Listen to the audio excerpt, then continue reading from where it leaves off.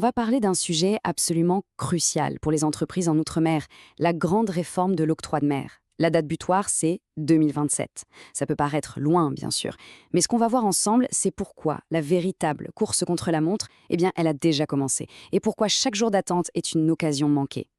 On se dit tous la même chose, 2027, on a le temps. Sauf que c'est une illusion assez dangereuse. La fenêtre de tir pour vraiment agir et maîtriser ses coûts, elle ne se compte pas en années, mais plutôt en mois. Et le truc, c'est qu'elle est déjà en train de se refermer. Alors, regardons ça de plus près. Il y a la date officielle, celle que tout le monde a en tête, fin 2027. Et puis, il y a le vrai calendrier, le calendrier stratégique, celui que les entreprises doivent absolument avoir sur leur radar. C'est là que se cache la véritable échéance. Ce calendrier, il change absolument tout. Le vrai point de bascule, ce n'est pas fin 2027. Oubliez cette date. Le moment clé, c'est novembre 2025. C'est là que la douane numérique devient obligatoire.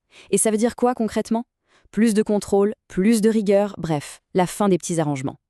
Dès 2026, la loi va commencer à être modifiée. Vous comprenez? 2027, ce n'est que la ligne d'arrivée. La course, elle, commence maintenant. Et voilà, c'est ça, le point essentiel.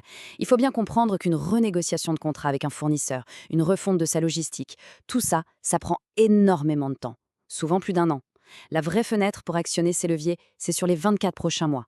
En 2027, il sera bien trop tard pour négocier quoi que ce soit. Le jeu sera déjà fait. Face à cette réalité, au fond, il n'y a que deux options possibles. Soit on subit le changement, en attendant passivement que ça nous tombe dessus, soit on le pilote pour essayer d'en faire un avantage. C'est un choix purement stratégique, et il se décide aujourd'hui. Et quand on regarde les deux scénarios, l'écart est abyssal. D'un côté, si on attend, c'est une hausse des coûts quasi certaine qui peut monter jusqu'à 15%. C'est une perte sèche de compétitivité. De l'autre côté, si on anticipe, c'est la possibilité de réaliser jusqu'à 20% d'économie et de prendre une longueur d'avance sur les concurrents. Honnêtement, le calcul est vite fait. 800 euros. Bon, ce chiffre comme ça, il peut sembler un peu abstrait. Mais qu'est-ce qu'il représente, vraiment? Eh bien, c'est l'économie moyenne qu'il est possible de faire sur chaque conteneur importé. Attention, ce n'est pas un gain ponctuel. C'est un gain systématique qu'on obtient uniquement en préparant sa logistique et ses contrats avant que la réforme ne s'applique. Et si on met ça à l'échelle d'un importateur de taille moyenne, disons 50 conteneurs par an, ça fait 40 000 euros d'économie par an.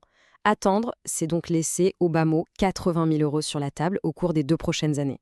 La vraie question, c'est qui peut se permettre aujourd'hui de refuser une telle économie? Ok, mais alors comment on fait concrètement pour aller chercher ces économies? Le principal levier, il est un peu technique, mais il est incroyablement puissant. Tout tourne autour d'un concept, l'assiette taxable. C'est un terme un peu barbare, mais en gros, c'est juste la base de calcul. C'est la valeur sur laquelle la taxe est appliquée. C'est le cœur du réacteur de la réforme, et donc, c'est là que se trouvent toutes les économies potentielles. L'évolution est assez simple à comprendre, mais elle est fondamentale. Aujourd'hui, on taxe tout. La marchandise, le fret, l'assurance. Le paquet complet. Demain, la grande proposition sur la table, c'est de ne taxer que la valeur de la marchandise. Vous imaginez la différence? C'est énorme. Mais pour en profiter, il y a une condition indispensable. Il faut que les factures séparent clairement ses coûts. Et ça ne s'improvise pas, ça se négocie dès maintenant avec ses fournisseurs. Et là, attention à une erreur très très fréquente. Pensez que c'est le transitaire qui va s'occuper de ça. Non. Le transitaire, son rôle, c'est d'exécuter. Il déclare sur la base des documents qu'on lui fournit. Il n'optimise rien du tout. La renégociation des contrats, le choix des bons incoterms, la structure des factures, ça, c'est un travail stratégique. Et il incombe à l'entreprise et à personne d'autre. Bon, on a posé le diagnostic, on a compris l'urgence et on a identifié les leviers. Maintenant, la question c'est, par où on commence? Passons au plan d'action concret. Voici une feuille de route, une sorte de checklist pour les 24 prochains mois. D'abord, auditer ces incoterms, ces petites règles qui définissent qui paye le transport. Ensuite, et c'est crucial, renégocier ses contrats pour avoir des factures bien détaillées. Et bien sûr, préparer ses systèmes informatiques à la douane numérique. Chaque point de cette liste, c'est une brique pour transformer une contrainte réglementaire en un véritable avantage sur la concurrence. Parce qu'au final, tout nous ramène à ça. Cette réforme de l'octroi de mer, ce n'est pas juste un sujet fiscal ou administratif. Non, c'est bien plus profond. C'est un enjeu fondamental de compétitivité. Il y a une image qui résume parfaitement la situation. Attendre la réforme pour commencer à agir, c'est exactement comme attendre l'arrivée d'une tempête pour se décider à réparer son toit. En 2027, quand on sera au cœur du cyclone réglementaire, il sera trop tard. Les fondations, c'est maintenant qu'il faut les construire. La conclusion, elle est inévitable. Cette réforme va littéralement couper le marché en deux.